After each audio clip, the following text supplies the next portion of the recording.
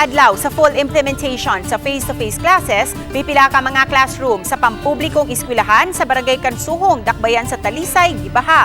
Apan bisan pa niini, mga tinun-an sa high school wa magpatarog og seryoso sa pagtubag sa ilang periodical exam. Ang detalye sa report ni Femari Dumabo. Sa kuha nga hulagway sa usa sa mga magtutudlo sa grade 7 sa Kansuhong National High School, makita nga nagbanaw na sa tubig ang saog sa classroom. Apan, seryoso sa pagtubag sa eksaminasyon ng mga tinun-an kay gahapon unang adlaw sa ilang periodical exam.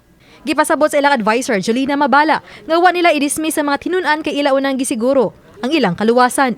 Nakita nga mas taas pa ang baha sa daan gawa sa eskwelahan. Plaster na ang mga bata din Nya kalit lang ba ni bundak ang uwan, so wala na namo sila gipagawas-gawas, then wala may mag-expect nga musod ang tubig nya. Naka-answer naman sila sa exam, so mo to nga bisag murag kuan ba nga risky kaayo. Mas risky man ma'am kung amo silang i-dismiss kay nagbaha naman sad sa gawas.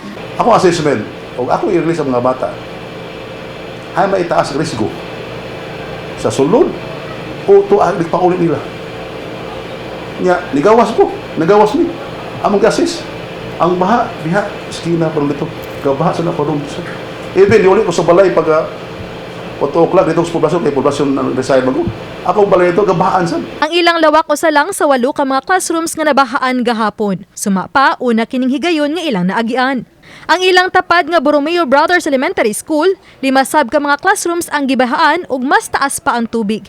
Sa hulagway nga kuha sa usa sa mga magtutudlo, pipila ka mga tinunan ilabi na sa grade 2, ang gipapatong na lang sa ilang desk, samtang nagpaabot sa ilang mga ginikanan o guardian nga mukuha kanila. Samtang ubang grade 6 pupils nitabang sa pagpanglimpyo. Hapon ang tubig yun is silo sa iyahang kanibita ang bone. O silo siya niya. Dayon, nag-try pa mi og silig-silig niya. Wala gid na da. Na early may ang katong mga bata nga gikuha sa parents. Actually naagid siya kay usually kuan man good kanang dolmi sa creek. Pero kato siya may pinakagrabe. Nagpadayon pa ang paglimpyo sa classroom maong sa covered court na lang una gipahigayon ang periodical exam sa grade 6 pupils. Akong givideohan, I sent the video og message ni Konsehal Digol.